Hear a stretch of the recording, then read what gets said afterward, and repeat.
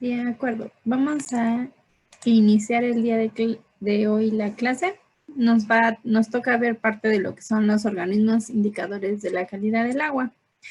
En próximas clases van a ver lo que son aguas subterráneas y aguas superficiales. Entonces, en ambos vamos a encontrar, bueno, tanto en eso como en suelo como en océanos, vamos a encontrar a los organismos indicadores. Habíamos trabajado un poquito en la parte de fisiografía con la maestra Adri, esta diapositiva que les coloco aquí, en donde podemos ver los diferentes dominios y las diferentes zonas en una área, en un cuerpo de agua o bien en la parte oceánica. Esto también lo encontramos en lo que son los lagos, lagunas, lo que son las zonas. Vamos a ver que está dividido en dominio bentónico, que es la parte más superficial de forma vertical, y dominio pelágico es en donde se encuentran todos los organismos que de alguna forma son nadadores. Y estas a su vez se subdividen en zonas.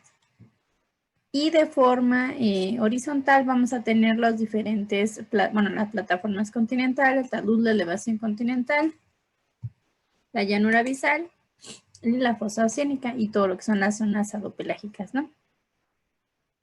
Y aquí voy a empezarles a comentar un poquito de lo que son los organismos marinos y cómo se clasifican. Vamos a tener la clasificación de lo que es el plancton, el nécton y el bentos. Y así están clasificados. El plancton son los organismos más pequeños que son nadadores. El nécton son principalmente los peces y el benton es todos los organismos que se encuentran adheridos o asociados al sustrato.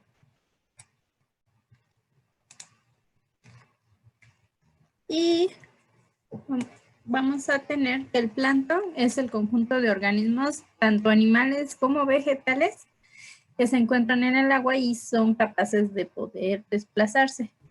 Y bueno, obviamente todos estos movimientos dependen directamente de lo que son las corrientes marinas.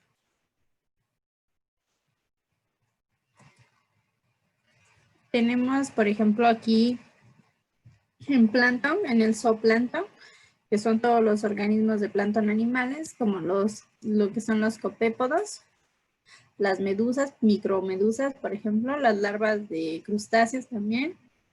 Los ketognatos también son otro de los organismos de plancton del origen animal. Y también tenemos el plancton de origen vegetal, como lo que son las diatomeas y los dinoflagelados.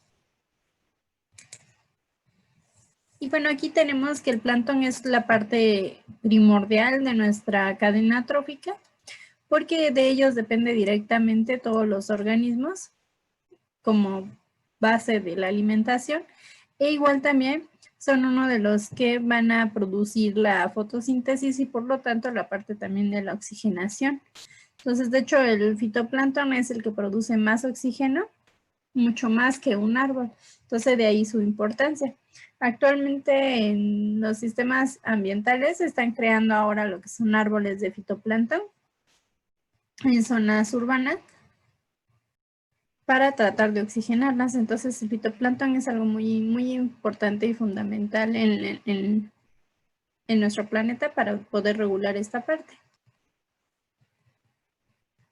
Y bueno, están compuestos por una gran variedad de flora y fauna. Miden menos de 1 micrón. Inclusive hay algunos que se consideran como virus marinos. Y bueno, inclusive tenemos las cuestiones de las medusas que pueden llegar a moverse por grandes cantidades. Y esos, como les comentaba, se dividen en fitoplancton, que son las plantas, y zooplancton, que son los animales. Y también existen otras subdivisiones aparte de estas que les comento, como es el plancton batipelágico. Esto quiere decir que se encuentra en zonas con muy poca luminosidad. Los bacterioplancton, que están conformados de bacterias. El ictoplancton, que son principalmente huevos y larvas de peces. También lo que son el plancton de penumbra. Estos se encuentran a profundidades de entre 30 y 50 metros. Y el fotoplancton, que estos, bueno, están un poco más a la superficie, donde, bueno, todavía hay o penetra la luz. También se clasifican de acuerdo a su ciclo de vida. Esto quiere decir que si el organismo pasa toda su vida como plancton o solamente una etapa. Por ejemplo, el holoplancton es el que va a vivir ahí toda su vida. El meroplancton son aquellos donde principalmente sus fases larvarias son las que van a pasar como parte del plancton, como en algunos moluscos, crustáceos y algunos otros peces. Y bueno, como les decía de lo de la cadena, bueno, la pirámide trófica, vemos que el fitoplancton es la base de nuestra pirámide. Son los productores primarios, siguiendo con los consumidores primarios, los secundarios, los terciarios y bueno, hasta los grandes depredadores. Y como se fijan, bueno, casi siempre el hombre está en la parte o cima de esta pirámide porque bueno, él es el que puede destruir a todos los anteriores. ¿Puede regresar tantito a la pasada, por favor? Sí, claro. Ya. Y bueno, tenemos que el fitoplancton se encuentra como tal, tiene diferentes pigmentos y esos pigmentos principalmente se dan o se asocian a lo que es la clorofila. En algunos de los estudios que ustedes van a realizar en futuro es justamente esto, saber la clorofila que se encuentra en el fitoplancton, que esto va a ayudar para ver qué tan saludable se encuentra nuestro cuerpo de agua o no. Y bueno, también esta penetración de la luz es el que también le da esta viabilidad de la clorofila, porque es la que fotosintetiza y para fotosintetizar necesitan la luz. Bueno, Profesora, mándeme. ¿qué es el ambiente larvario de dos diapositivas antes? Regreso. ¿Aquí? Ahí. El ambiente, no, el ambiente pelágico. Ajá. ¿Ese qué es?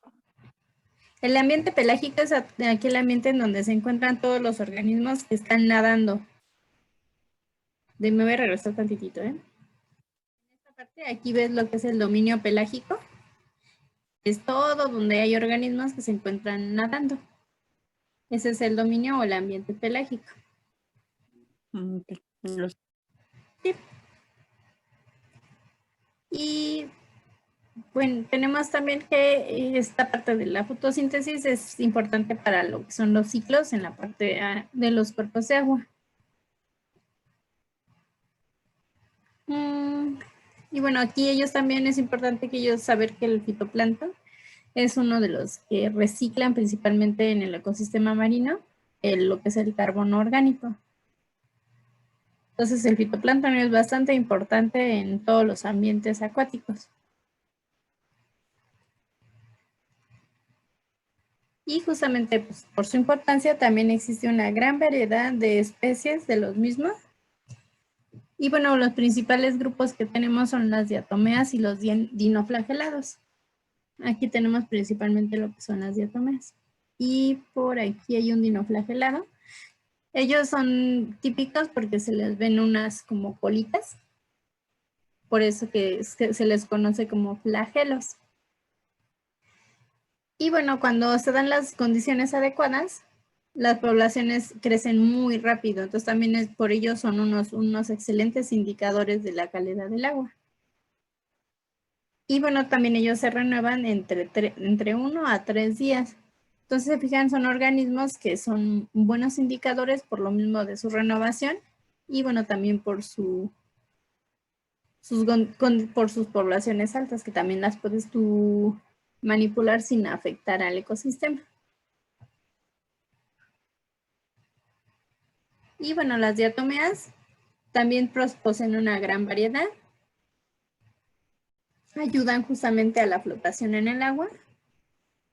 Y esas, cuando tú las colectas, tienes que hacer una decantación, que es con un tubo de ensayo por lo regular, ahí las colocas, vienen con el agua y las volteas como tal, con confianza, para que estas queden hasta el final después de que se hayan sedimentado. Entonces ya con eso tú puedes poderlas analizar mucho mejor. E igual inclusive estas producen esporas que se van a quedar en los sedimentos.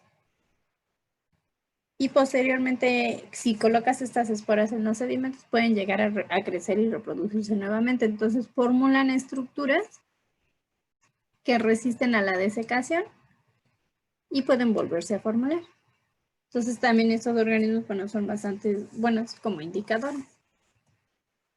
Y como les comentaba de los dinoflagelados, que por lo regular tienen colitas, o bueno, tienen flagelos, serían todos estos. Este, por ejemplo, este circulito está rodeado de puros flagelos. Y estos son los flagelos, estas estructuras son los que les permiten nadar, desplazarse. Obviamente no se van a desplazar como una tortuga del norte al sur del continente, sino más bien dicho, estos tienen un desplazamiento corto y también dependen mucho de las corrientes en las cuales se encuentran.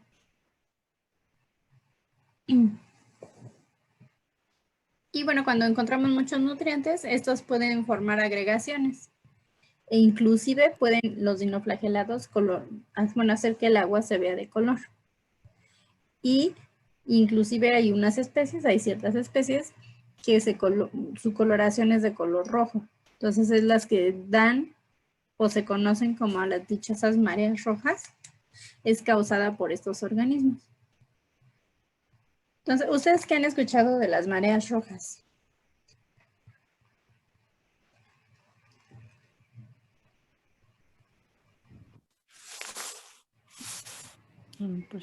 Pues Pues se forma creo que cuando las nada. corrientes marinas se vuelven más cálidas, ¿no? Y por eso prospera este organismo. Sí, esa es una de las características de estos organismos. Entonces, si se fijan, la presencia de ellos también nos está indicando un cambio bastante importante. Y bueno, estas son justamente por las concentraciones y los cambios se dan, presentan esa coloración. La mayoría de estos dinoflagelados son inofensivos. Sin embargo, sí es importante mencionarles que hay algunos que, de hecho, cuando nadan, o bueno, si alguien espero no le haya tocado, que digan que hay marea roja y van a la playa, no los permiten entrar. Y esto es principalmente porque pueden llegar a urticar. Al hombre lo puede urticar. Sin embargo, para algunos peces sí pueden llegar a ser venenosos o hasta matar a los peces en la parte marina.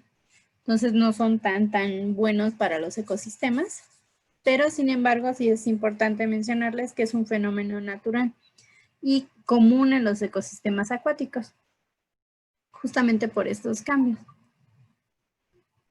Y también cuando hay muchas algas microscópicas, también hace que estos dinoflagelados se eleven. Entonces, obviamente, si vemos que es como un efecto dominó. Si existen más algas, entonces nuestro sistema está produciendo más nutrientes para ese tipo de algas. Y si hay más algas, por lo tanto, va a haber más dinoflagelados. Y a su vez, estos dinoflagelados, pues bueno, también van a afectar a los peces. Entonces, se fijan, es todo un ciclo de afectaciones en la calidad del agua, que es importante que tengamos en cuenta. Por cualquier factor que observemos, ustedes ya puedan ver si el agua se encuentra en buenas condiciones o en malas mediante los indicadores biológicos.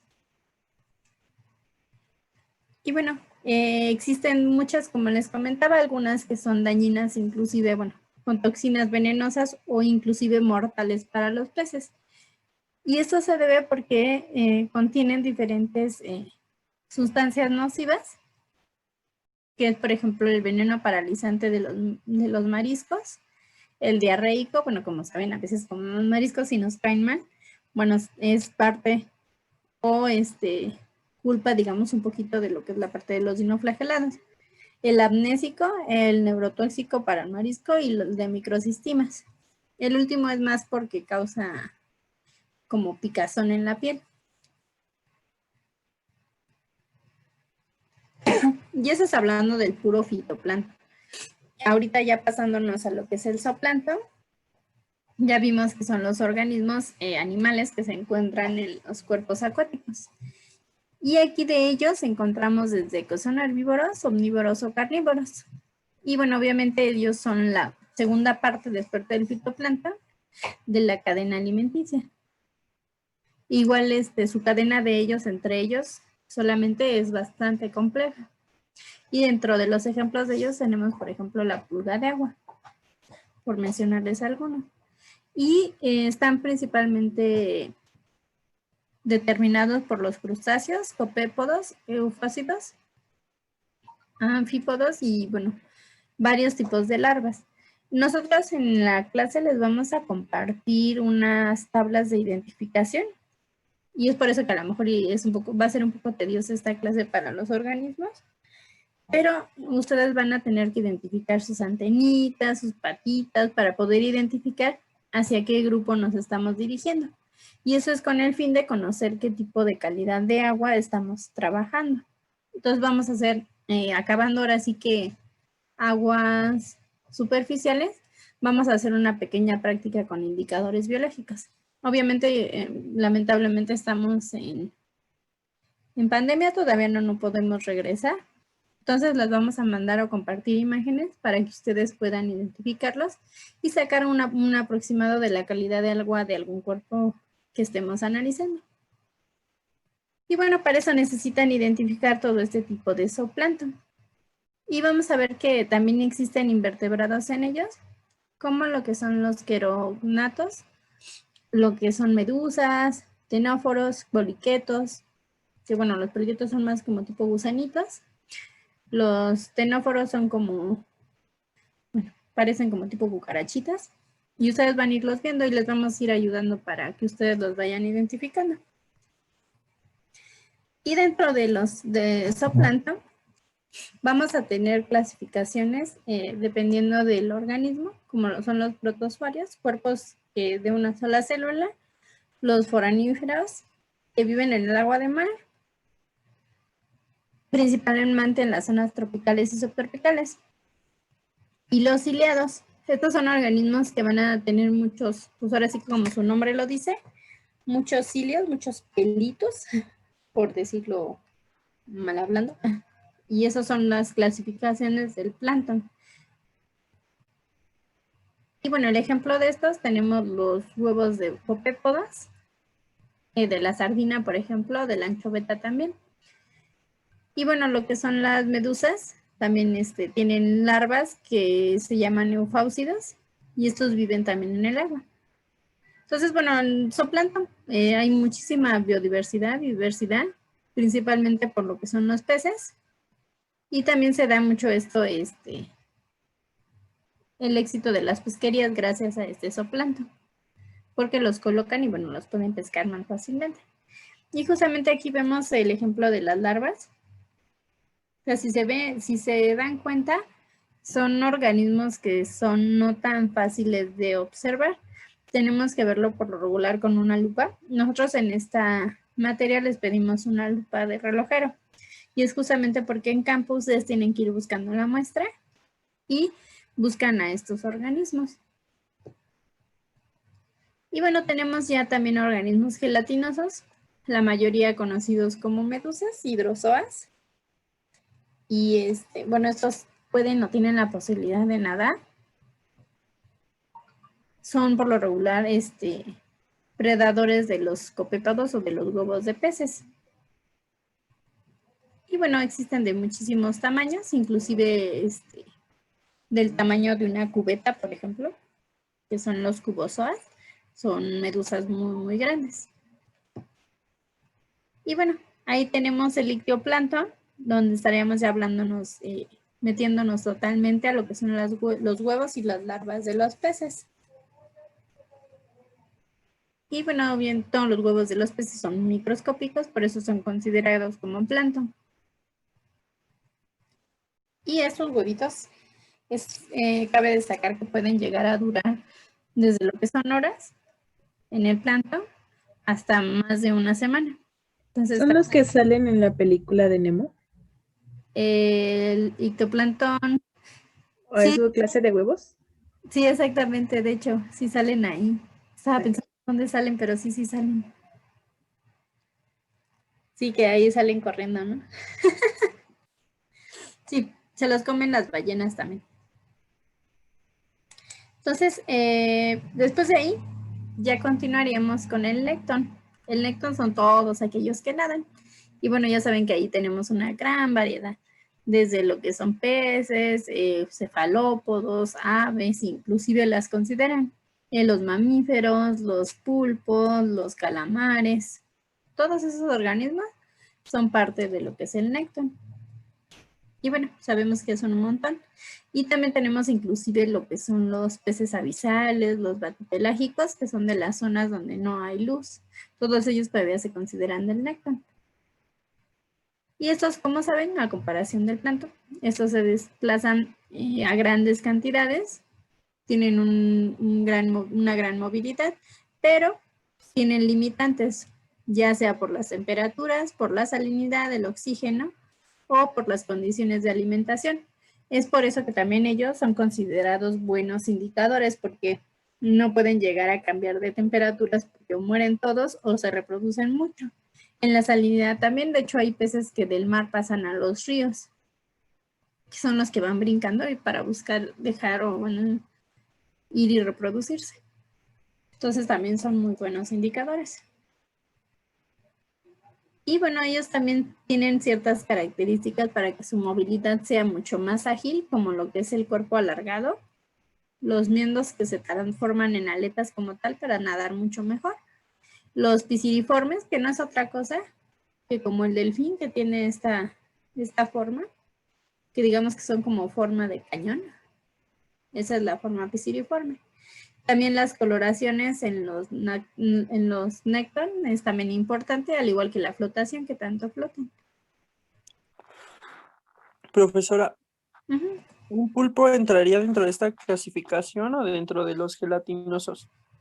No, él sí ya entra dentro de este rubro porque son del parte del nécton. En los gelatinosos están todavía clasificados como plancton. Ok. Y bueno, entramos al bentos. Esto es muy importante para ustedes porque vamos a ver, yo creo que sí me da tiempo, ver un poquito de lo que deberían de haber hecho en la práctica. Entonces, ustedes lo que hacen es con una red de arrastre, que en nuestro caso, como no teníamos como la gran economía, lo que se hizo es que se hizo un armado de fierro con una bolsa de mandado. Esta se aventaba de la lancha y se recorrían unos cuantos metros con la lancha para que ustedes recolectaran todo el fondo. Recogían esa bolsa y esa bolsa la colocaban en una palangana y iban buscando cada uno de los organismos. Estos organismos, por lo regular, son microscópicos. Entonces, de igual manera, lo que tenían que hacer es verlo con la lupa para poderlos identificar. Y bueno, algunos de ellos también eran organismos móviles. Entonces, ustedes tenían que checar todos estos organismos que se encontraban pegados a los fondos. Y justamente tenemos esto, ¿no? Va a depender de qué zona estemos hablando, de la litoral, sublitoral, batial, abisal o adal. Cabe destacarse que nuestro material no alcanzaba como para la batial, abisal y lateral, pero por lo menos llegamos a la litoral y a la sublitoral, donde ustedes podían recoger los organismos para poderlos observar. Y bueno, como bien menciona en esta diapositiva, son las zonas donde vamos a encontrar organismos que todavía reciben la luz, por lo tanto todavía hacen la fotosíntesis. Y bueno, en la parte abisal y adal es donde no hay luz.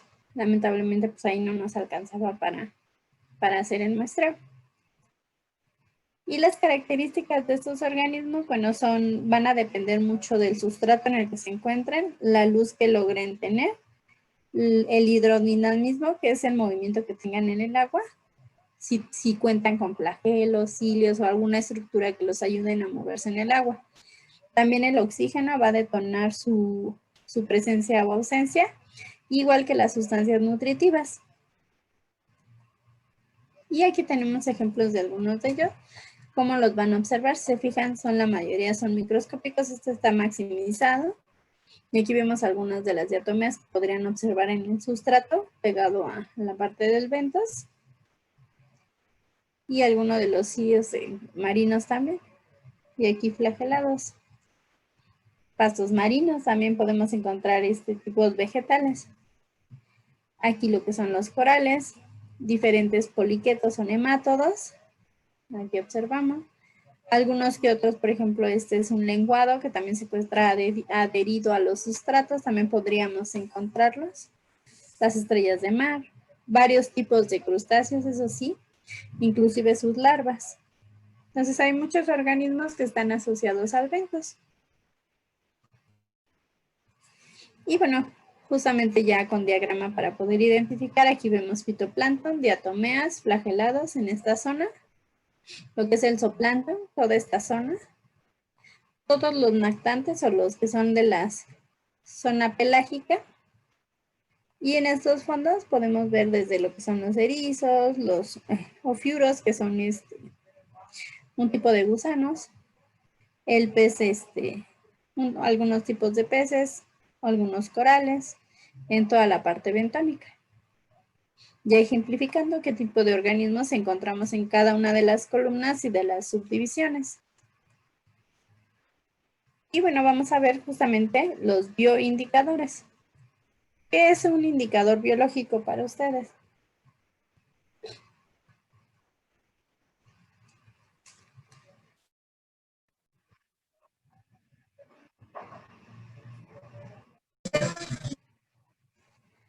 Ajá, O pueden ser organismos que están en ciertos factores, entonces hace que al saber que están esos organismos ahí, cumple con esos factores puede ser de temperatura, pH o diferentes tipos. Como así. organismos que caracterizan pues a una zona o algún lugar o algo en específico, ¿no? Ok, sí, también. Sí, efectivamente, son ellos que nos indican algo, ¿no? ¿Alguien más iba a decir algo, Antonio?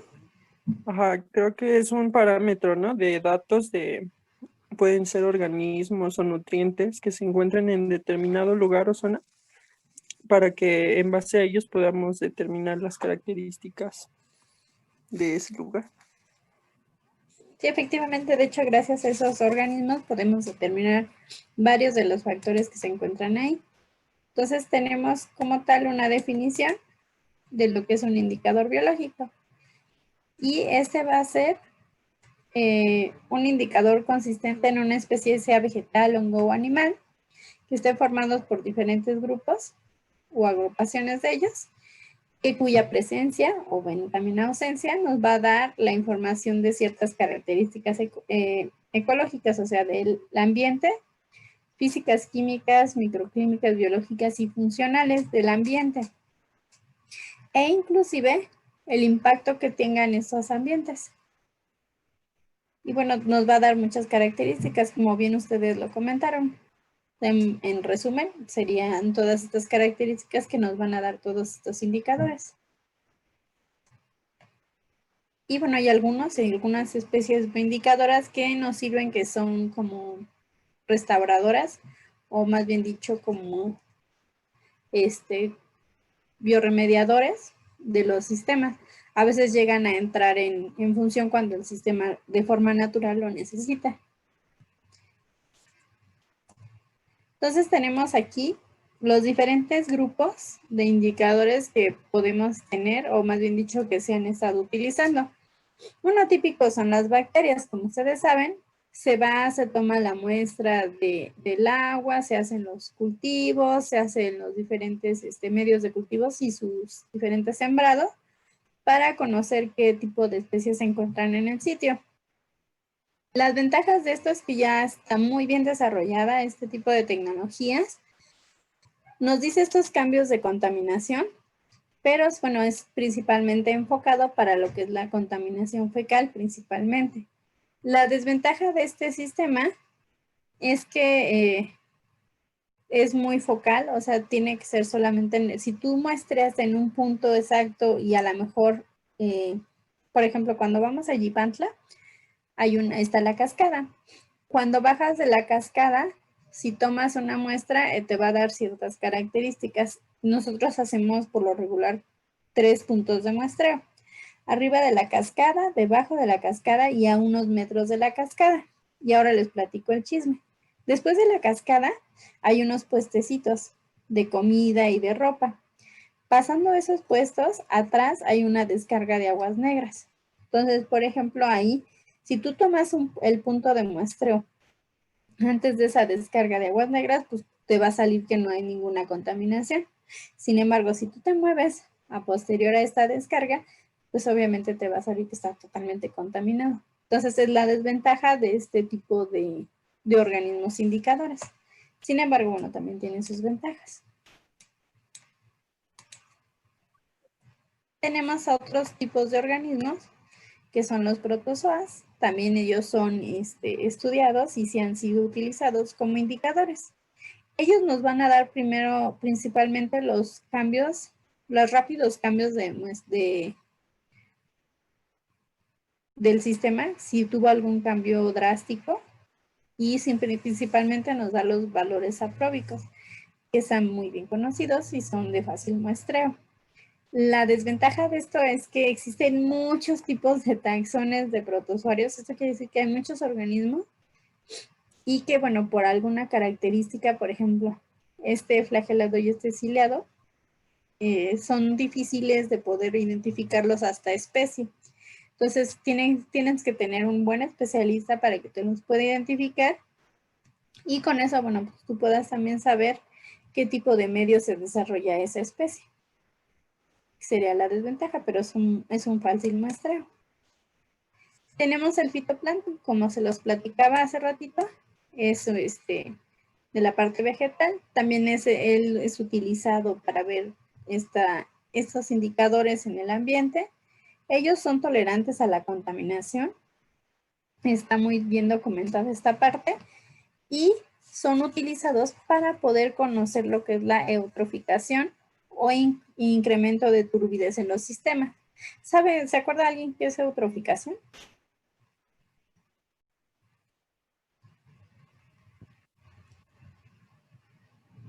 Es el aumento de No. suelo en cuerpos de agua, ¿no? Más o menos. O ¿Tiene que ver con lo de DBO?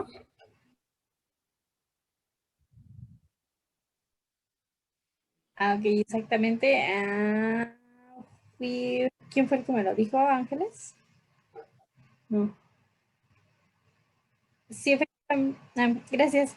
Justamente es el que produce esta capita verde que dicen en el sistema, que es una gran cantidad de producción de fitoplancton y es el que nos da la eutroficación de un sistema. Quiere decir que existen muchísimos nutrientes. Sí se basa en las pruebas de DBO y de QO, pero más bien dicho aquí es por la cantidad de organismos de fitoplancton que existen en el sistema. Nos va eutroficando el sistema, por lo tanto existe una capa totalmente del fitoplancton en la parte superficial.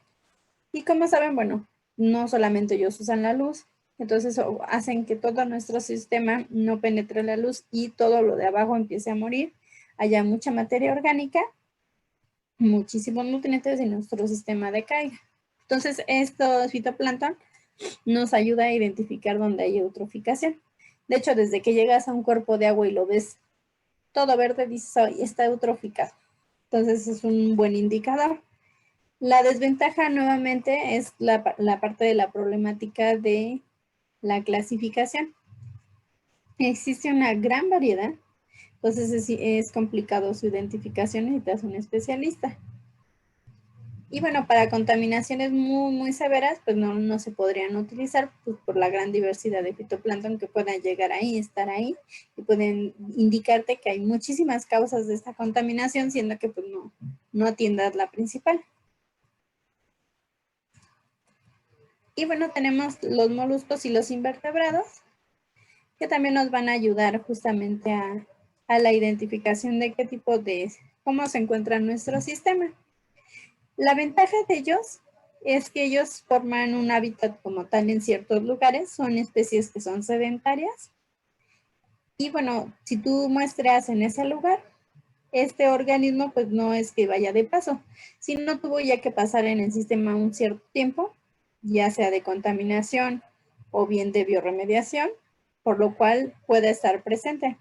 No vamos a tener organismos que no toleren contaminación ahí o viceversa. No vamos a tener organismos que toleren mucho la contaminación y está el sistema muy limpio. Entonces, una de las grandes ventajas que presentan este tipo de indicadores.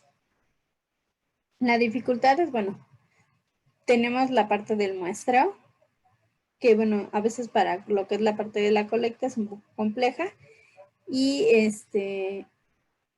La identificación también de los grupos también luego es compleja, también ustedes lo van a poder vivir en carne propia. Nosotros les vamos a pasar varios conchitas y ustedes van a tener que llegar a lo que es la parte, no solamente a clase, porque con concha ya van a saber qué es gastrópoda, sino tienen que llegar más allá, sino a las especies. Entonces, bueno, vamos a tratar que en la práctica no se las pongamos tan complicada, pero sí es van a poderlo vivir en carne propia, que no es algo tan sencillo. Y bueno, aquí les coloco una de las imágenes con las que pueden llegar a ustedes a identificar. Si se fijan, aquí ponemos a los macroinvertebrados y tienen aquí un numerito. Todos estos tienen un numerito. Entonces ustedes van a poderlos identificar y tienen que ver qué especie es, a qué llegaron. Por ejemplo, si encuentran uno como este y uno como este, pueden identificarlo. Pero si les ponemos estos tres, se complica un poquito más. Y bueno, no son los únicos. Aquí tenemos otro de los indicadores. Por ejemplo, estos organismos que ven en las imágenes son organismos que indican que el agua está en muy buena calidad. Entonces, si ustedes observan, tiene aquí un numerito, un 5, un 5, un 8, un 10. Estos numeritos ustedes los van a tener que ir juntando para al final hacer una suma. Ay, ya no tengo la otra imagen. Y bueno, después de eso es un catálogo bastante amplio de organismos, donde les indica si están en la buena calidad, en excelente, en mala calidad, o media calidad. Y van a sacar los numeritos. Y al final les va a dar una sumatoria. Y esta sumatoria vienen en cuadros al final, de qué a qué valores son los que van a buena calidad, mala calidad, baja calidad. Y ustedes es lo que van a estar trabajando en su futura práctica. Y bueno, tenemos lo que son las macrofitas, como lo que son los indicadores. Estas son especies que son fijas al sustrato. Estas las puedes identificar fácilmente, las puedes ver. Y son principalmente su presencia nos indica que el sistema tiene bastantes nutrientes. Va a depender de la cantidad que observemos. Por ejemplo, aquí en vemos el lirio. Aquí este sistema se ve que tiene muchísimos nutrientes y de hecho el lirio es uno de los ocupados como biorremediadores, principalmente de metales pesados. Entonces ellos son colocados para que tú los puedas colocar. Y bueno, aquí me encanta decirles, por ejemplo, que una de las partes de la biorremediación, cuando encontraron fitoplancton como indicadores de contaminación, metieron el lirio acuático. Y después se pasó esto, que el lirio se produjo exageradamente mucho. Entonces se les hizo fácil proponer, bueno, vamos a meter vaquitas marinas porque ellas se comen el lirio acuático. Entonces metieron las vaquitas marinas. Y bueno, felices, ¿no? Porque podían comerse el lirio acuático. Pero el problema fue que no les dijeron no trabajaron la parte social. No les avisaron a los habitantes de la zona que habían metido vaquitas marinas. Entonces, la primera vez que una persona ve una vaquita marina, pues para empezar pensó que era un monstruo. Y segunda, pues lo mató. Y ya que lo mató, dijo, pues vamos a comernos. Y se lo comieron y vieron que su carne era muy rica. Entonces empezaron a verlos y los empezaron a matar. Entonces su sistema de remediación se fue hacia abajo. Entonces es importante aquí que cuando ustedes hagan la parte de los indicadores y la biorremediación, pues consideren las tres partes del desarrollo sustentable. La parte social, la parte ambiental, inclusive la parte económica. Odio a la gente, no la odies. Es que nadie les avisó. Entonces es importante que ustedes como futuros ingenieros consideren esas tres partes, esas tres vertientes, porque si no también para quitarle el recurso, por ejemplo, mucha de esta gente vivía de la pesca, entonces cuando está contaminado pues todos los peces mueren y se les quita su recurso, entonces hay que analizar todas estas vertientes. Entonces son importantes estos indicadores en la parte del agua. Y bueno, como vieron, pues también igual la vaquita marina, si ustedes ven vaquita marina, eso significa que hay bastante alimento para ellos. Por lo tanto, bueno, y ahí se ven las cadenas y pueden ir viendo hacia qué organismo estamos trabajando. Bueno, más bien dicho, qué contaminante. Los peces también son muy buenos indicadores. Este es un método bastante desarrollado. porque, por ejemplo, ellos es por una parte muy obvio, son muy sensibles a los cambios, algunas de ellas, de estas especies, y bueno, son fáciles de identificar. Y bueno, la desventaja es que se mueven. Entonces pueden migrar y ya cuando tú los viste y los viste, pues ya no están en donde los encontraste. Entonces es una de las desventajas. Y tenemos, por ejemplo, la desventaja de lo que son los organismos que pueden vivir en amplios campos de tolerancia. Por ejemplo, lo que son los eurialinos, son aquellos organismos que poseen un amplio rango de tolerancia a la sal. Por ejemplo, los salmones. Si veíamos, los salmones es una de las especies que puede adaptarse, pasar desde lo que es las concentraciones elevadas de sal hacia los ríos de la montaña que les comentaba, principalmente para hacer el desovar en aguas limpias y frías. Y están las otras especies que son los estenualinos, que estos son aquellos que su capacidad de tolerancia a los cambios es muy baja, o sea, no lo toleran. Si tú se los cambias, pues los matas. Entonces, estos son un ejemplo claro y conocido para poder identificar si nuestro sistema está fuera de los rangos normales. Y bueno, tenemos, por ejemplo, otros ejemplos, la piraña, que ellos, increíblemente, ellos indican mala salud del ecosistema. Cuando tú encuentras a las pirañas es porque hay una calidad con menor proporción al 5%. Entonces ellos se encuentran entre el 1 y el 5%. Y por ejemplo, otra especie es el lucio, la trucha, la corvina y el salmón. Ellos se encuentran principalmente en lugares con altos niveles de oxígeno. Y bueno, son los que indican que los riachuelos se encuentran saludables. Entonces, si tú encuentras uno de estos organismos, el sistema acuático se encuentra en buenas condiciones.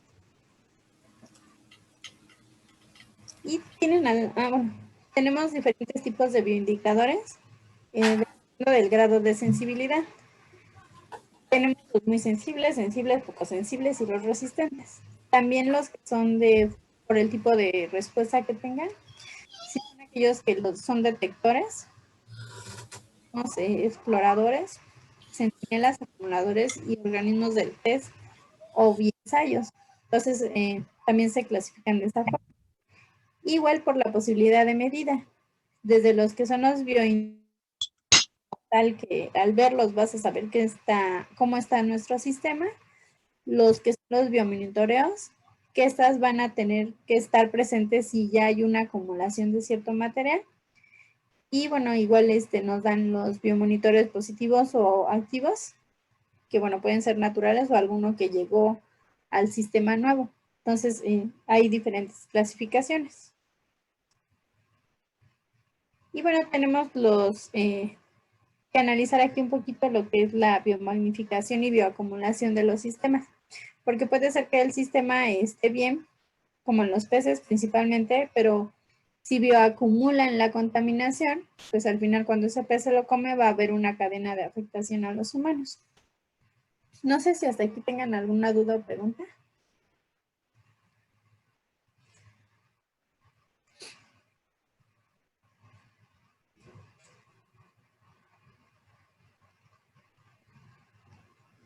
No, por ahora no. No.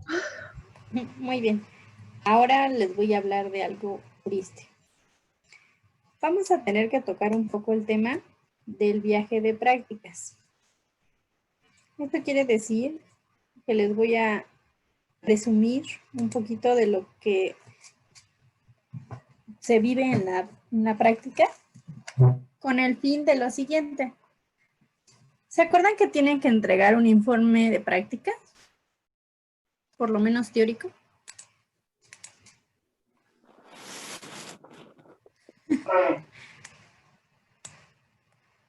Justo en el corazón, sí, lo sé.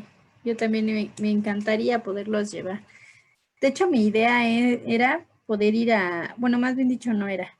Fui a campo hace como, yo creo que menos de un mes, y mi idea era poderles ir y grabarles un video para que no fueran solamente fotos, sino un video de cómo se iba realizando cada una de las actividades. Pero, pues lamentablemente, por la pandemia hermosa y divina, no tuvimos acceso. Y aparte porque en la zona de, bueno, no justamente Catemaco, sino a Cayucan, que es a donde yo voy, lamentablemente estaban tomadas las autopistas y las casetas por los que son los cambios de poderes de los narcos. Entonces menos pude ir, pero por lo menos les voy a pasar fotitos. Perdón, y espero que para diciembre pueda tener el acceso y ahora sí poderles tomar los videos para que ustedes lo puedan vivir, por lo menos en video. Por ahora les voy a hablar del viaje de práctica solamente en fotografía, para que ustedes puedan saber qué es lo que tienen que hacer en su informe de prácticas y poderles dar un poquito más de dirección en lo de su presentación. Si se acuerdan, ahorita ustedes ya hicieron una primera presentación de cada uno de los sitios que van a visitar. Ahora bien, tienen que preparar su presentación, afinarla más con los detalles que les voy a dar. Esto quiere decir que van a poner la metodología. No se preocupen, les voy a compartir informes de los semestres pasados para que ustedes puedan leerlos y compararlos. Y obviamente, bueno, les pido por favor no los copien. Sí, oriéntense con ellos, pero no los copien, busquen información. Como saben, siempre hay que actualizar. Entonces, esta información la tienen que dar lo más actualizado posible. Entonces, les voy a empezar a hablar de lo que se hace en el viaje de prácticas para que ustedes lo puedan agregar a su informe en la parte de metodología. Ahorita ustedes se supone ya podrían tener la introducción y los antecedentes de su informe. Y ustedes van a decir como que ya los tenemos. Pues sí, porque ustedes hicieron una presentación. Cada uno de ustedes hablaron de los diferentes tipos de cuerpo de aguas, por ejemplo, los de Catemaco. Hablaron de un lago de Catemaco. En la introducción van a introducirnos acerca del tema de los lagos en general. Y en antecedentes ya nos van a meter como tal a lo que dieron de exposición del lago de Catemaco. Entonces, se fijan, ya tienen gran avance de su informe. Solamente plásmenlo. Tienen que entregar un solo informe por grupo. O sea, sé que absolutamente todos se van a tener que coordinar para este documento. Tenemos el ejemplo del lago de Catemaco. Tenemos la laguna de Sontecomapan. E igual, ya un equipo, bueno, hay dos que pueden apoyarse en la información de la laguna, en la introducción, una parte general de qué son las lagunas como tal, y en lo que es antecedentes, ya entran a la laguna de Sontecomapan. Y así con cada uno de los temas. El lago de Achichica, la barra de Sontecomapan y demás. Entonces, vamos a ver qué es lo que tenían que hacer en práctica para que lo puedan aumentar en la metodología de su informe que van a entregar. Váyanse medio preparando porque su examen sería aproximadamente el 16 de diciembre. Entonces, váyanse preparando para su examen. Estamos ya a 25. Entonces, estamos a 1, 2, 3, 4, 5 clases aproximadamente para su segundo examen. En el segundo, bueno, para cuando hagan su segundo examen, tienen que entregar este informe por lo menos hasta metodología. Ya vieron que introducción y antecedentes ya los tienen. Nada más le van a agregar lo que es la parte metodológica. El 16 de diciembre, aprox sería su examen. Si no es que es el 10 de diciembre, pero no creo. Yo creo que va a ser el 16 de diciembre. Preparen su presentación para el día... Ay, santo Dios. Para el día 2 de diciembre, aprox. O sea, para el próximo miércoles. Su presentación que dieron ustedes, pero más robusta, poniéndole justamente lo que les comento de introducción y colocándole los antecedentes como tal que ya ustedes ya tenían y le van a agregar la metodología que ahorita les voy a compartir. Entonces vamos a dar inicio. En el viaje de prácticas, todo inicia cuando salen por lo regular actualmente ya estábamos saliendo del casco de Santo Tomás porque el material se encuentra en esos laboratorios. De ahí del casco de Santo Tomás salíamos hacia los Jalapascos de Alchichica, Puebla. Ustedes tenían que hacer lo siguiente: realizar un perfil fisiográfico. Un perfil fisiográfico del todo el camino. Ustedes les íbamos nosotros dictando las coordenadas hasta a ciertos puntos. Les decíamos, y bueno, eso es por un lado, y cada que pasábamos una caseta, ustedes tenían que ir tomando el costo de la caseta y cuántos kilómetros llevábamos. Para este caso ya ven que lo que son las tecnologías actuales ya están muy avanzadas, por lo cual en su informe les voy a pedir que coloquen cuánto se gasta desde lo que es el casco de Santo Tomás hasta, bueno, llegando a Alchichica y de Alchichica a Catemaco. Van a sacar una aprox por alguna de las rutas. Yo sé que hay varias rutas, así que son varios, así que lo pueden sacar entre varios. ¿Cuánto gastan en casetas hasta Catemaco de ida y cuánto gastan de casetas de regreso? Eso me lo van a agregar en su informe, en la parte de metodologías que les estoy pidiendo. Y bueno, en el próximo informe van a ver para qué.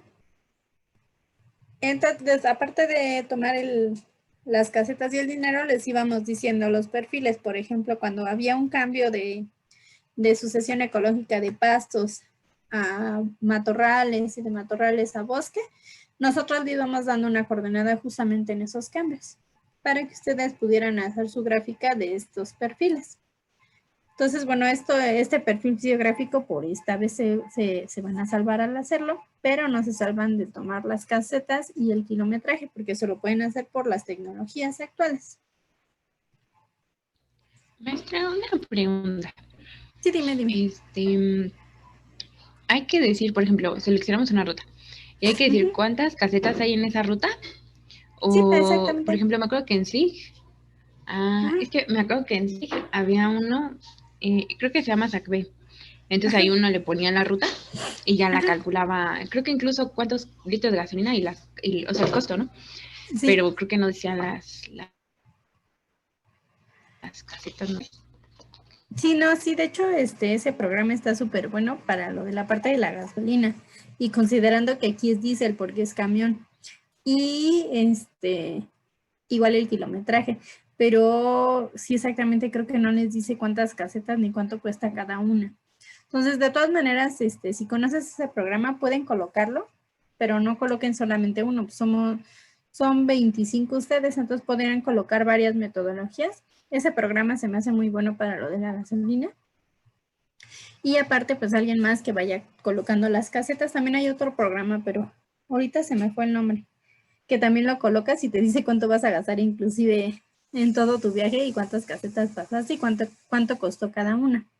Entonces, eso es nada más que me hagan favor de buscarlo para que hagamos el costo final y vean cuánto se gastaba en cada uno de estos viajes.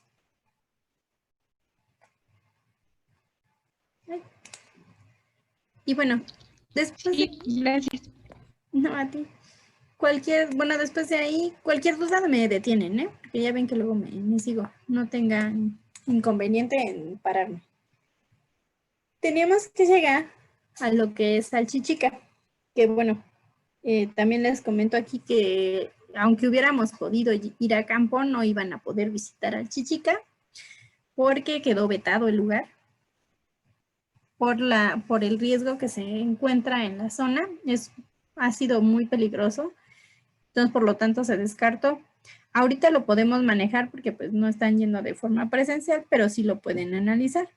En esta zona, ustedes llegaban y hacían lo que es una caracterización de vegetación, de rocas, la parte de la fisiografía que se encontraba en la zona, y tomaban muestras inclusive de algunas muestras de rocas de la zona, de muestras de mano, que son muestras de roca pequeñas. No se iban a traer el megapedazote de la roca, sino solamente una muestra de mano. Y las iban a identificar. Parte de lo que ustedes en el equipo ya trabajó y me hizo favor de presentarnos. Ya llevan un gran avance, si se fijan, en esta parte, porque ustedes ya saben la parte fisiográfica, qué tipo de montañas hay, qué tipo de cuerpos aledaños se encuentran aledaños. O sea, todo esto lo van a tener que colocar en los antecedentes. Entonces ya llevan un gran avance en esta parte. Después de llegar a Chichica, ustedes tenían que, justamente la explicación que me dieron a mí en las clases pasadas en su seminario, lo tenían que ir y hacer, ahora sí que con el paisaje al vivo y todo color, detrás de ustedes. Y se lo tenían que memorizar. Si se fijan ahí, sus compañeros traían solamente sus bitácoras de campo. Entonces, aquí su exposición la daban, ahora sí que abra un copete. Y les decían y les preguntaban también sus compañeros acerca de este sistema. Y después, ustedes tenían que hacer lo siguiente. Tomar todos los parámetros físico-químicos. Eso quiere decir que tenían que llegar y colocar sus muestras, como se ve en esta fotografía, sus botellas claras y oscuras. ¿Para qué son las botellas claras y oscuras?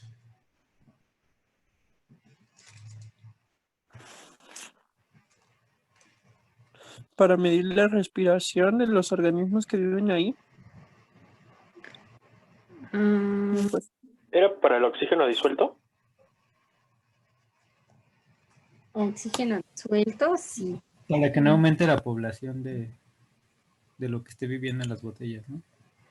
Ajá, por una parte también, ajá, y bueno, aquí vendimos la parte del DBO, que decían del oxígeno disuelto, y también inclusive estas botellas en ocasiones podían utilizarla para medir la clorofila, pero en este caso, bueno, en la vida real no lo podíamos hacer porque no teníamos los elementos o las sustancias para la clorofila, pero sí siempre tenían que colocarla y para sacar principalmente productividad primaria. ¿Se acuerdan de eso o han escuchado de eso? Sí, sí. y lo hicimos en ecología, creo. Sí, de hecho, sí, en ecología debieron de haberlo hecho. Entonces, siempre que llegaban aquí, era llegar y colocar sus botellas claras y oscuras. Ahorita van a darle mucho valor a las materias anteriores, van a ver. Ya que colocaban sus botellas, tenían que inflar sus lanchitas, pero como observan, están alejados de lo blanco. ¿Se acuerda? O bueno, por ahí debe de andar el equipo de Alchichica. ¿Qué era eso blanco? Estromatolitos. Exacto, eran los estromatolitos. Aquí pues ya estaban de alguna forma secos, pero son súper, súper filosos. También aquí se observa. Entonces, si la lancha la ponchaban, cuello, la tenían que pagar. Entonces, lo que hacían era tratar de inflarla fuera de esa zona para poderla posteriormente meter al agua, como observan aquí sus compañeros. Y de la que se salvaron, porque déjenme les digo que el agua está fría, fría, fría. Entonces, 2 de sus compañeros se tenían que meter a nadar y hacerles de motor. Y si se fijan, aquí hay una cosa. ¿Esta cómo se llamará? ¿Alguien sabe?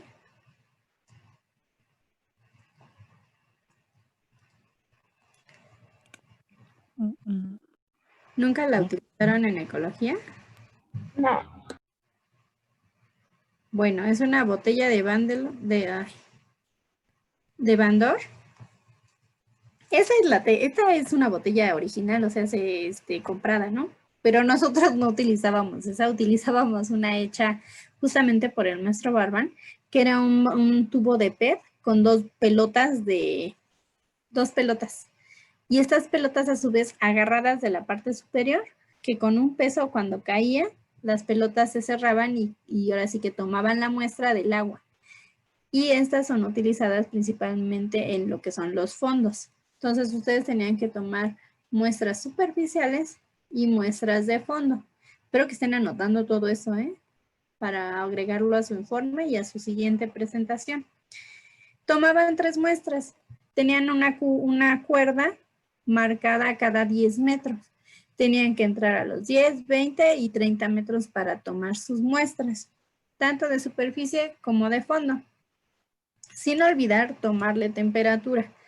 Llegaba a pasarles a sus compañeros cuando regresaban y nos dábamos cuenta en sus resultados, porque no es la misma temperatura cuando acaban de sacar el agua del fondo a cuando dicen, chin, se me olvidó, y ya están con todas las muestras de este lado y le toman la temperatura. Entonces ahí se observaba la pequeña gran diferencia que donde tomaron la temperatura.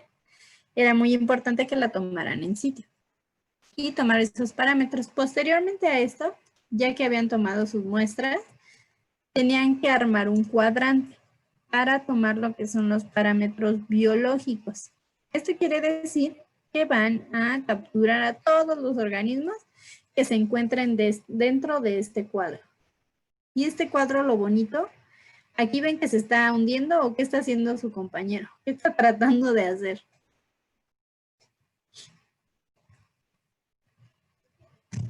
Pero, ¿con qué está hecho el cuadrito? Con tubos de pez. Ah, gracias. Sí. De hecho, justamente qué bueno que preguntaste, ¿qué pasa con el PET si lo metes al agua? ¿Flota o se hunde? ¿Flota? Flota. Entonces por eso ven que su compañero aquí está sufriendo.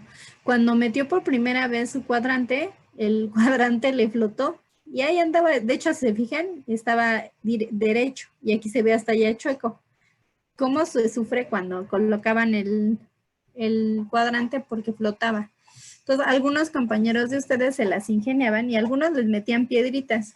Pero si se fijan, los tubos de PET son chiquitos, no son tan gruesos. Les metían piedritas. Entonces, de aquí a que acababan de llenar las piedritas, no, pues ya fuimos, ¿no? Algunos otros, o bueno, lo que hicimos en generaciones posteriores fue colocarle varillas. Entonces, aquí metían varillas. Lo malo es que si no lo metían al mismo tiempo, se alzaba y se zafaban los coditos. Entonces es un show poder armar el cuadrante. Ya que lograron meter el cuadrante y no movieron el sustrato, porque también esa es otra. Aquí, por ejemplo, su compañero movió el sustrato y tuvo que volver a quitarlo y hacerse más, volverlo a colocar. Ya que hicieron y lograron eso, nadie puede pasar por ese cuadrante, ni pisarlo, ni nada. Desde la parte exterior, con unos coladeras y con unas redes de peces, empiezan a muestrear el sustrato y ver qué tipo de organismos obtenían, colocándonos en un vial. Y en ese vial ya podíamos, una de dos, o los identificaban en sitio, que era lo más ideal, para que posteriormente los pudieran liberar. Y ya en dado caso extremo que no los pudieran identificar en sitio, se los llevaban con ustedes bien sellados y los identificábamos en la noche. Entonces son los ejercicios que tenían que hacer en campo en Alchichica. Y también, bueno, como aquí están los viales, si se fijan, donde guardaban los organismos. También tenían ustedes que fijar sus muestras.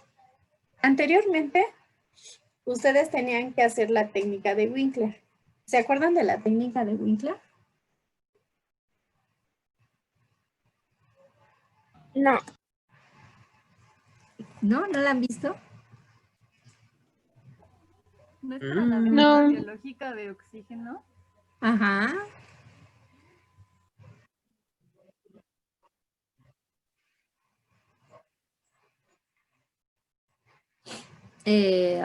No.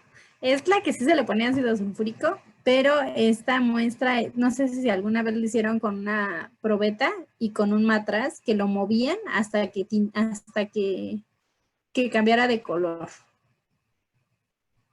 Y que tenían que estarlo moviendo y haciéndolo gotita por gotita con tiosulfuro. Como una titulación. Exacto, como una titulación.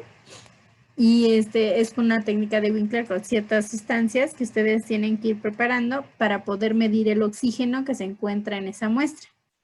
Cuando cambiara de color, ustedes sacaban qué tantos mililitros de tiosulfuro se gastaron por un factor y ese factor les daba qué cantidad de oxígeno tenían. Todo eso lo tenían que hacer en campo, pero a partir del semestre antepasado, ustedes tienen la suerte de que se cuentan con oxímetros. Entonces, así de sencillo, como sacaban la muestra, metían el oxímetro, les daba la cantidad y punto final. Pero antes de eso, tenían que sufrir. Vean sus compañeros cómo meten para el ácido y colocárselo a su muestra.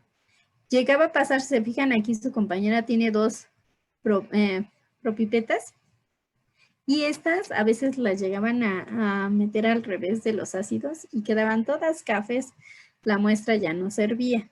Entonces es un gran reto poderlo llevar a cabo. Cuando en campo, bueno, ya las tenían contaminadas, pues ya habían contaminado todas las demás muestras. Entonces era un gran reto para sus compañeros. En su actualidad ustedes el oxímetro, metían el oxímetro, tomaban el oxígeno disuelto y se acabó. Pero era una de las técnicas que se tenían que utilizar. Y bueno, recorrían por lo regular todo lo que es el lago del Chichica caminando. Se fijan, era una gran cantidad. Terminábamos porque me incluyo. Súper. Entonces recorríamos todo y aquí es cuando nuestro lago se encontraba muy bien. Hay épocas del año donde nuestro lago se encuentra mucho más eutroficado. Pero bueno, esta es una foto donde se veía muy bonito. Ahora bien, en la noche, después de ir al Chichica, llegaban y tenían que hacer su perfil fisiográfico y sus bitácoras de campo. Al igual que, bueno, todas estas matrices de los equipos. Tenían que ir viendo qué factores físico-químicos se encontraron y anotarlos de todas las estaciones y de todos los equipos. Y también de los indicadores biológicos que encontraron. Como les mencionaba, a veces no daba tiempo de identificar a todos en el campo. Cuando eran buenas rachas se encontraban varios. Y aquí están sus compañeras justamente identificando y separándolos. Y contándolos. Porque también tenían que contar cuántos organismos habían visto de la misma especie. Entonces, bueno, era bastante pesadito. Al día siguiente, ahora sí ya acabamos al Chichica. Al Chichica ya tiene la metodología completa. Seguíamos con lo que es el lago de Catemaco. En el lago de Catemaco, de igual manera, tomaban todos los parámetros ambientales, muestras biológicas e inclusive lo que es la red de arrastre. Aquí lo que se hacía es que se tomaba una lancha y esta lancha nos llevaba a varios puntos. Inclusive bajaban a lo que es Nancillaga. En este punto igual, como les comentaba, ya hicieron una presentación donde ya colocaron la parte de fisiografía, vegetación y rocas inclusive predominantes de la zona. Ya tienen gran avance de su informe. Después de ello, en este caso, bueno, para esta práctica, les pongo esta fotografía porque justamente en ese día nos tocó época de lluvia. Entonces, como observan, aún así se trabaja en campo con sus impermeables que se les pedía para que estuvieran trabajando. Y bueno, si se fijan en la coloración de este lago a comparación del de Chichica, sí se nota gran diferencia, ¿verdad? Sí.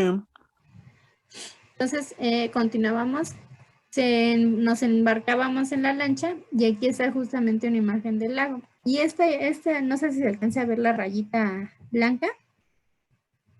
Aproximadamente esta era la ruta que tomábamos. Salíamos desde lo que es la parte de donde se encontraban las lanchas y también está muy cerca a nuestro hotel. Salíamos hacia lo que es la isla de Agaltepec, o también la de Cocodrilo, y de ahí continuábamos hasta lo que es Nancillaga. De Nancillaga nos íbamos a Coyame, que tampoco está muy lejos. Coyame, que está aquí. Ahí ya nos despegamos de la línea, pero bueno, aquí llegábamos a Coyame a tomar otro punto. Y después de ahí nos íbamos hacia el centro de la laguna a tomar otra muestra. Entonces ya serían la toma de lo que es el embarcadero, la otra es la muestra en Ancillaga, la otra en Coyame y la última en el centro del lago de Catemaco. Tomábamos todas esas muestras tanto de factores físico-químicos, eso quiere decir que metían el disco de Secchi para ver turbidez, metían la botella de Bandor para tomar la muestra de aguas profundas, tomaban agua superficial, colocaban red de arrastre para colectar todo lo que son organismos bentónicos, principalmente de los sustratos, y eso lo hacían en cada uno de los puntos que les mencioné: Embarcadero, Nancillaga, Coyame y centro del lago. Y aquí observamos justamente lo que les comentaba. Aquí está una palangana azul. En esta palangana la colocaban en el centro de la lancha, tomaban con la red de arrastre muestras y la colocaban en ella. Y varios de sus compañeros se dividían por obvias razones por tiempo. Las actividades, algunos hacían lo de la red de arrastre y checaban en lo que es la palangana qué organismos veían. Y si vimos los indicadores biológicos, vieron que la mayoría son microscópicos del bentos. Entonces tenían que estar con la lupa ahí checando qué organismos salían. En esta foto justamente hicimos un pequeño experimento con la red de golpeo. Se empezó a muestrear cerca del manglar para ver si había algún organismo. Bueno, cabe destacarse que no nos salió nada, entonces ya eso no lo hacemos en futuras prácticas, pero bueno, fue una buena práctica para realizarlo. Su otra compañera de este lado está con la botella de Bandor, donde dejó caer la pesa para que se cerraran las dos pelotitas. Y bueno, hacían también lo que es la visita a la reserva de Nancillaga. Aquí por lo regular, bueno, aquí yo les pongo esta foto porque siempre los guías, bueno, tenemos por lo regular los llevaba un guía. Y este guía en ese puentecito siempre les decía que si va alguna parejita se tome de la mano porque significa que nunca más se van a separar si pasan por ahí. Casi nadie se agarraba la mano, déjenme les digo. Entonces era un buen experimento. Y también, no sé si se alcanza a observar que una de sus compañeras, Patricia Chale, ok, por lo regular aquí se fija, su compañera llevaba una mascarilla, no sé si alcancé a ver. Aquí les colocaban una máscara para exfoliarle su piel. Y también inclusive hay un cocodrilario. Y aquí es algo que pasó dentro de los años pasados. Catemaco se desbordó. Obviamente los cocodrilos están cerca del lago. Y uno de los cocodrilos se salió. Entonces, cuando llegas a Nancillaga, en ocasiones llegas a ver al cocodrilo ahí pegado a Nancillaga, pero por afuera, no por adentro. Y bueno, algo importante que nos decían ahí es que por lo regular ese cocodrilo no se va. Como era del cocodrilario, pues está acostumbrado a que siempre le dan de comer. Y a la fecha, aunque está por afuera, le siguen dando de comer. Entonces, algo que pasó durante estos años, hay un cocodrilo afuera. He ahí del por qué en el lago de Catemaco no es recomendable que se bajen a tomar muestras, ni a nadar, ni nada similar. Entonces, ahí también visitan el cocodrilario. Y bueno, ya que acabamos todo ese trabajo en el lago de Catemaco, hicimos las visitas, tomamos las muestras, regresaban en la noche. Como les comentaba, miren, aquí observan cómo montan para su muestra de Winkler y cómo están con el matraz, el tiosulfuro con la propiveta y cómo van a tratar, bueno, cómo sacan el oxígeno disuelto de sus muestras. Entonces, bueno, toda esta parte ya se la ahorran porque ya tenían los oxímetros. Entonces, bueno, se ahorraban bastante tiempo sobre este trabajo. Pero también se ponían a trabajar. Aquí al fondo se observan unas hojitas en lo que son las bitácoras. Siempre tenían que armar sus matrices donde colocaban los parámetros físico-químicos de todos los equipos, de cada uno de los puntos de muestreo, tanto de los físico-químicos como de los biológicos. y hacían todas sus matrices. Posteriormente, el siguiente día, se visitaba lo que es el Salto de Yipantla, que es otro de los puntos que igualmente ustedes ya investigaron. También se toman ahí lo que son los parámetros físico-químicos, muestras biológicas, pero aquí la metodología de muestras biológicas cambia. Ahorita se las voy a enseñar. Observaban también lo que son las características geológicas, fisiografía, vegetación y rocas predominantes. E inclusive aquí se les pedía que observaran qué tipo de falla era. Entonces, todo esto también ustedes ya lo llevan de gane en su presentación. Entonces, también si les llega a faltar algún detallito, auméntenselo para la siguiente semana cuando lo vuelvan a presentar. Aquí se hacía, como les comentaba, 3 estaciones. Una estación que se hacía arriba de la cascada, si no los permitían, porque a veces no nos daban acceso, pero bueno, las últimas veces sí nos dejaban pasar. Y esto no es que no nos dejaran pasar porque no quisieran, sino porque los niveles del agua del río variaban dependiendo de la fecha en la que fuéramos. Por ejemplo, en esta fecha era mucha de lluvia, entonces a veces no podíamos ni accesar. El siguiente punto de muestreo se hacía debajo de la cascada. Y el último punto de muestreo, aquí es donde observan que están sus compañeros. De igual manera, como les comenté, se toman las muestras. Aquí se tomaba solamente de superficie, no había como la muestra de fondo. Igual las fijaban para poder posteriormente utilizar la técnica de Winkler y sacar el oxígeno disuelto. Y bueno, también aquí tomaban los parámetros físico-químicos, que sería la temperatura, el pH, teníamos un multiparamétrico que les decía sólidos disueltos, y bueno, todos los parámetros físico-químicos principales. Después de aquí, ahora sí, empezamos con la técnica del biológico. Aquí la técnica del biológico no era la misma como en las anteriores. En el anterior, como les dije que tomaban las muestras, en Alchichica, ¿cómo las toman? De biológicos. En un cuadrito, ¿no? En un cuadrito de... En lo que es el cuadrante, muy bien. En el lago de Catemaco, ¿cómo tomaban las muestras?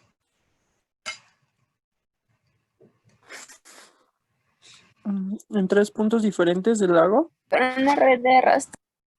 Exacto, con una red de arrastre. Ahora vamos aquí a Ejipantla. Aquí lo van a hacer con una red de... Con otro tipo de red. Ahorita se me fue el nombre, ahorita me acuerdo.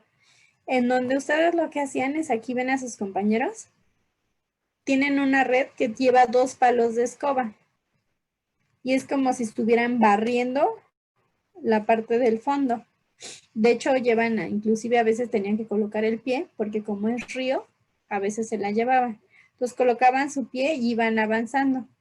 En ocasiones algún compañero, aquí adelante, se colocaba y movía piedras para que cualquier organismo que estuviera aquí se pudiera ir a la red. Y ya que estuvieran en la red, los iban sacando. Por ejemplo, aquí observamos uno de un megalóptero, que se fijan es uno de los más grandes. Son de los organismos que van a encontrar de mayor tamaño. Los demás eran de tamaños mucho menores. Y aquí, bueno, encontramos aquí otro. Y se fijan de igual forma, los colocaban en la palangana. Los iban separando.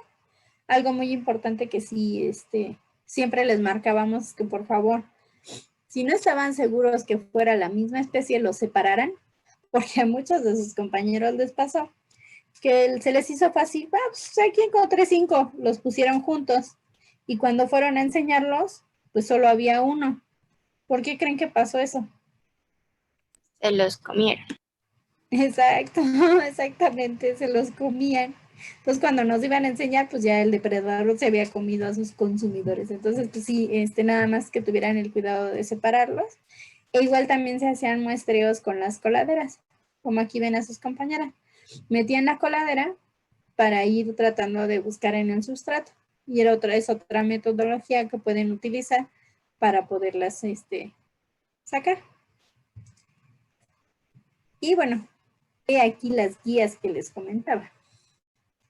Ven que les comenté de los indicadores. Toda esta es una de las guías que les facilitamos durante la clase para su identificación. Igual no se preocupen, les voy a compartir las presentaciones, nada más que en esta sí necesito que anotaran, porque si se fijan, no viene como receta de cocina, que es lo que tienen que hacer, más bien se los estoy platicando. Entonces, aunque les comparta la presentación, se van a quedar aquí ¿qué dijo? Entonces, de todas maneras yo se las comparto. Y en esta van a observar justamente las guías que les damos. Como les decía, son de bioindicadores de calidad de agua y justamente se utilizan para cuerpos de agua como lo que son los ríos. Y tienen un numerito. Justamente en esta diapositiva observamos en esa imagen, justamente en esa, lo que es el color que nos indica una sumatoria. Ay, bueno, se ve un poco borroso, ¿verdad? Pero bueno, aquí observamos que nos dan diferentes colores, por ejemplo, ¿no? Cuando el número es menor a 15, es agua de calidad muy mala. Cuando es de 16 a 35, estamos hablando de muy contaminados, de 36 a 60, contaminados, de 61 a 100, moderadamente contaminados, de 100 a 120, ya un poco más saludable es la calidad de agua, buena, y mayor a 120 es agua de calidad excelente. ¿Y eso de dónde lo sacaban, no? Ven que les comenté que cada organismo en esta tiene un numerito. De hecho, la diapositiva se las voy a compartir para que también la puedan ustedes maxificar. Aquí tienen un numerito. Entonces, cuando ustedes los identificaban, decían, yo encontré a un Baetide, les colocaban el 5, ¿no? Y ya tenían 5. Así fueran 5 Baetides los que hubieran encontrado, era 5. Después, no, pues también encontré un Loptosirete, ¿no? Entonces le ponía un 8. Y así, con los que iba encontrando, entonces al final ya sumaba el 5 y el 8. 5 y 8 nos dan 13, ¿no? Entonces ya estaría en calidad de agua muy mala, ¿no? Es un ejemplo para que vean cómo es que se saca lo de los indicadores en la calidad de agua por esta metodología. De todas maneras, en su momento los vemos a mayor detalle, pero es para que sepan qué es lo que se trabajaba y cómo se trabajaba en lo que es Yipantla. De aquí, bueno, después de ahí ya acabamos con Yipantla. De igual manera, aquí es importante que hicieran sus bitácoras de los factores físico-químicos que se tomaron y de los factores biológicos. Seguimos con el siguiente sitio de visita, lo que es la laguna de Sontecomapan. De igual manera, ustedes ya tienen un gran avance con la presentación que me dieron las semanas pasadas, en donde colocaron lo que son las fisiografías, la vegetación y las rocas predominantes.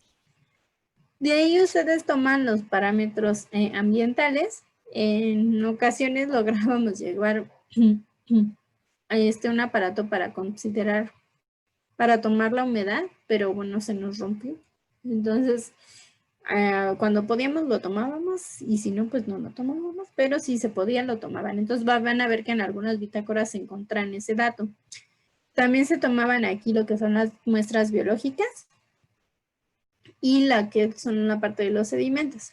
Aquí las muestras biológicas se van a tomar igual que en Catemaco, con lo que es la red de arrastre. Y bueno, aquí tenemos justamente, en este es como una pequeña pausa que se hacía, que estas, si no mal me equivoco, no se las dejé para exponer, ¿verdad? La poza de los duendes, o si alguien la expuso.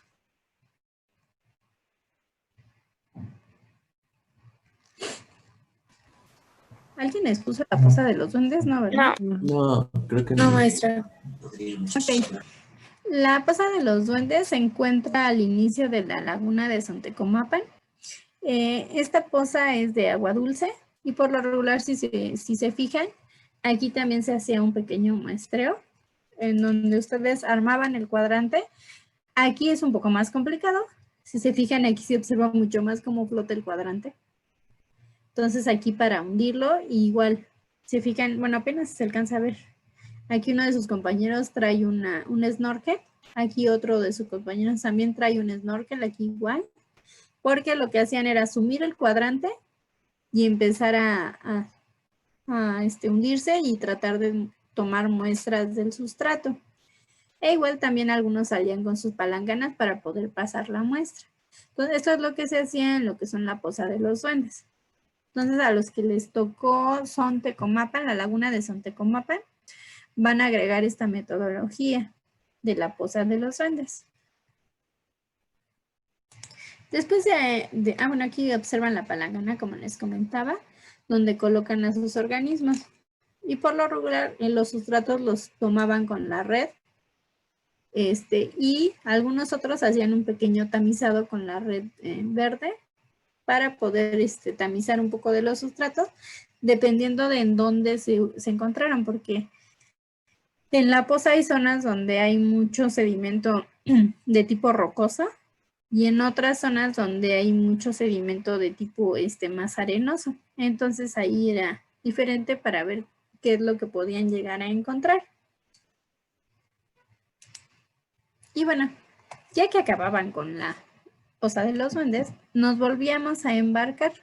Volvíamos a ir al embarcadero y nos subíamos por equipos a las lanchas. Como observan, el material por lo regular iba en una parte donde todos pudieran pasarlos y manipularlos. Y bueno, todos llevaban sus materiales. Aquí de igual manera se vuelven a tomar las muestras biológicas y físico-químicas. Colocan lo que es la botella de Bandor, toman muestras de fondo y bueno, desde afuera la muestra de superficie, también medían turbidez con el disco de Secchi y de igual manera tomábamos muestras con la red de arrastre o con la palangana para identificar qué organismos encontrábamos en este sitio. Entonces, se fijan, era algo similar que en Catemaco, pero aquí en Sontecomapan. Y aquí se tomaban 4 puntos. Lo que es el fraile,